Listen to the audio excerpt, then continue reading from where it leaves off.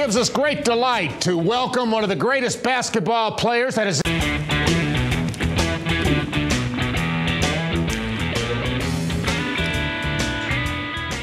Gives us great delight to welcome one of the greatest basketball players that has ever lived. He's the president of basketball operations now for the Indiana Pacers, of course, the team that Cavaliers are hosting tonight on this long homestand. We welcome Larry Bird. Larry, thank you for joining us. It's an honor. Thanks for having me.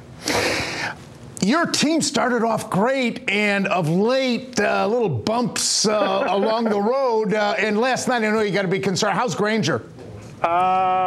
You know, he twisted his ankle last night. It's a game-time decision, but you're right. We hit a big bump last night. The state of the NBA, talking about our Cavaliers, now you're in Indianapolis, and certainly your great career in Boston, so you've seen both sides of it. What are your thoughts of the NBA? LeBron James left us. I said, and I was trying to be optimistic, Larry, it set our franchise back, I think, at least 5 years. We're seeing what happened in Miami. Obviously, the Lakers have been doing it for many years. They're trying to do it in New York. Your thoughts on all that? Well, the one thing about LeBron, you know, a player like him don't come around but once in a lifetime, and he's such a talented player, and he means so much to a franchise in a city. It's just tough when you lose a guy like that. I mean, here in Indianapolis, we got Peyton Manning, and, you know, he's the greatest athlete to ever come through here, and we might lose him. So it does set you back, but looking at Cleveland, the roster and what they're doing there, it won't take them long to bounce back.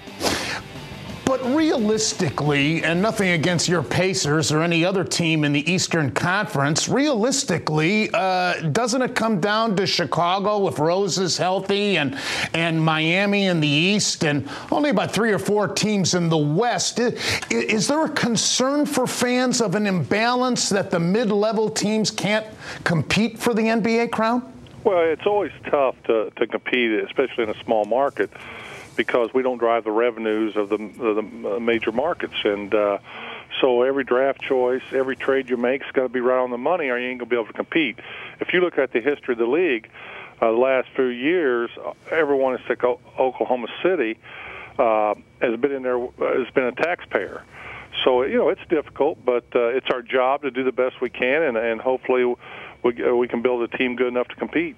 You know, I've got a few years of tread on me here, Larry. So I've known about you since you decided in high school to go to Indiana State instead of with Bob Knight at Indiana. I remember covering the Cavaliers at the old Coliseum when you were with the Celtics. And my assignment in broadcasting in those days, I had to get there real early. And I'd see you come out when the Celtics were in town, and you'd have a ball boy with you, and you would just shoot. And that work ethic, is that still prevalent in the NBA today with these players? You know, I got a couple guys on my team, young players, that have the desire to be really good, and I see them doing all the extra work and doing the things necessary to get better. So, you know, it's still around. There's still guys that work very, very hard, and you've been around this league long enough to know you can watch guys on a daily basis and tell if they're really into what they're doing, if they want to get better. And what you do when you draft, you try to draft players that you know are hard workers. We got Tyler Hansbrough here that's one of the hardest workers I've seen come through our league in a long time. I don't see everybody throughout the league. I only see my own guys, so I can only speak for them. But we're very fortunate here in Indiana. We got some good guys that really want to get better, and they will as time goes on. You know, you mentioned Hansbrough. He's an interesting story because the knock on him at Carolina was, well, he's a great player in college, but let's see how he does in the pros. And I think you just mentioned it. His work ethic is such that he's making a mark for himself for you guys.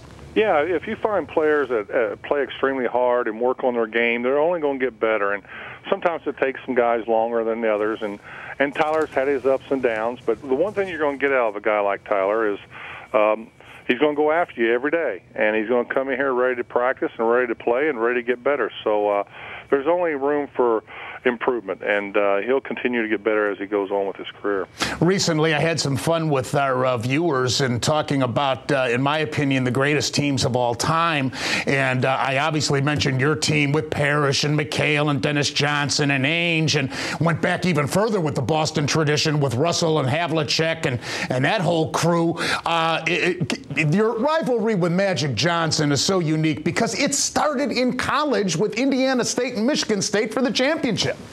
Yeah, and they cheated us in that final game, or we would have been champions. But but they had a great team in college, and you know, I played with Magic in an all-star team when he was a sophomore and I was a junior. So I've known him for years.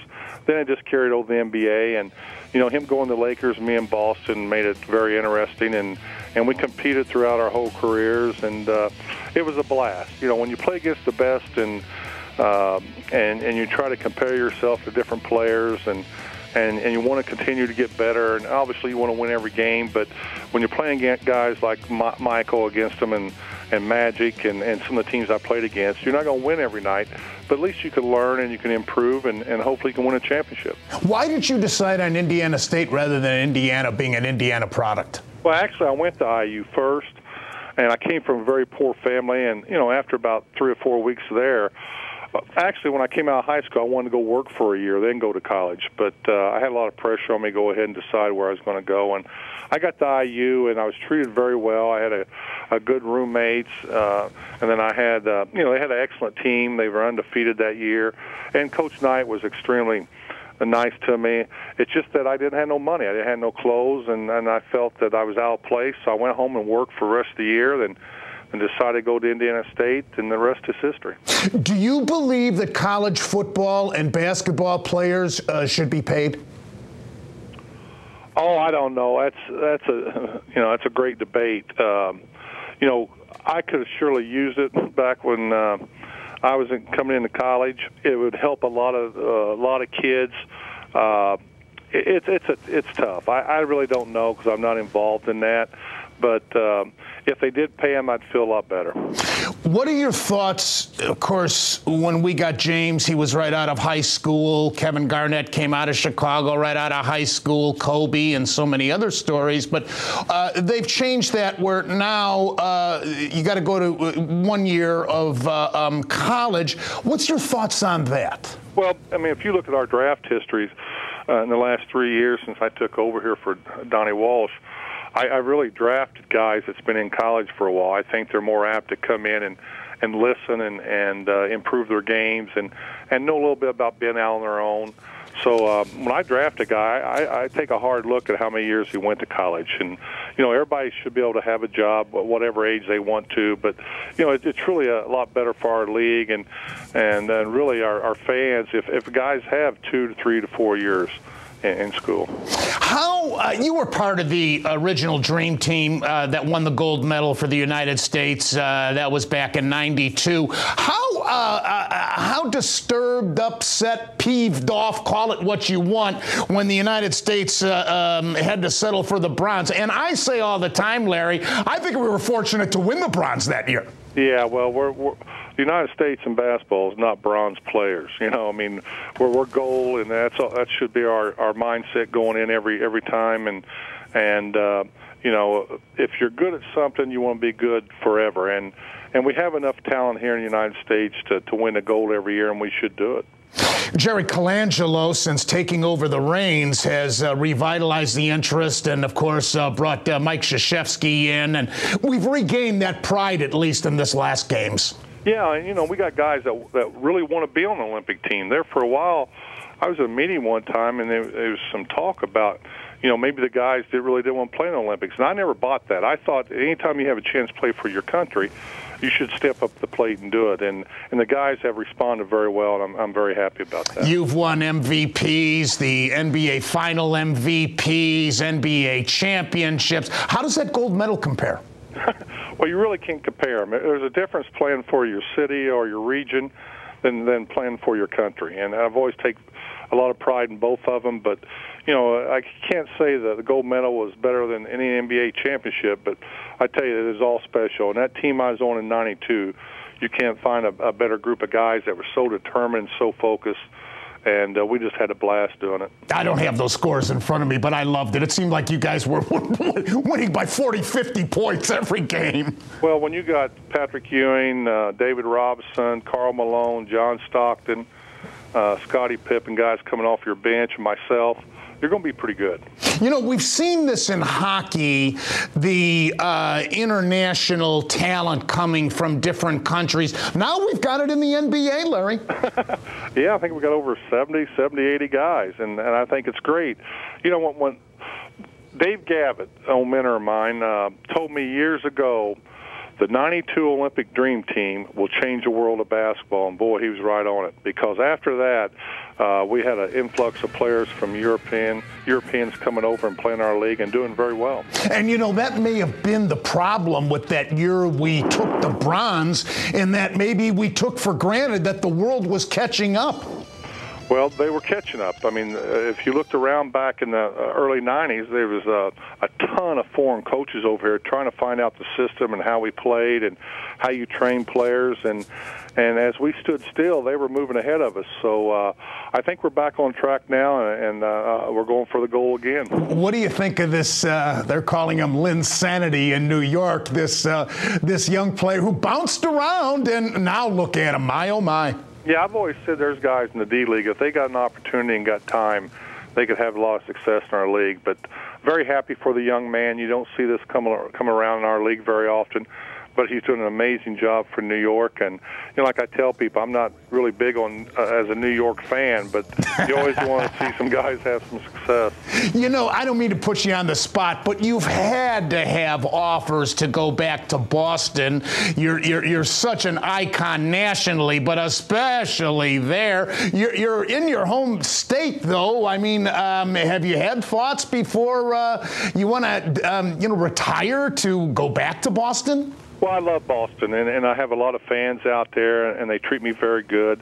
But even when I went back to coach and I had an opportunity to go to Boston and be head coach there or be a part of their organization, and I always felt that when I left there, I should leave it alone and just have my fans reflect on my career and not my coaching abilities or not my front office abilities, because we had such a special bond, me as a player there and me with my fans. I thought I should just leave it alone.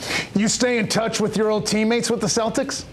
Yeah, there's some of them in the league. Mikhail's coaching, and Danny Ainge just talked to him today. So, and ML Carr and Parrish and all them guys. I don't talk to them as much as I probably should, but yeah, we stay in touch. You know, I also, my assignment back in those days was right at the table, so sometimes I'd be down there by the visitors' bench in the old Coliseum, and I remember you coming into the huddle sometime and yelling at your teammates to inspire them. Your desire to win, I think, is second to none, Larry. Well, I appreciate it, but it wasn't easy playing with me, I can tell you that. But, that Coliseum is one of my favorite buildings of all time. When that place was packed and rocking, you couldn't beat it. I can remember the first time with Bill Fitch, our coach, our second game of the season, we pulled in there, and there was nothing but a big parking lot and cornfields and a beautiful stadium there waiting on me, and I couldn't wait to get out to play. Now, your last game was actually against the Cavs, was it not? Yep, and when I walked off that court, I knew it was my last game. So my second game in the league was in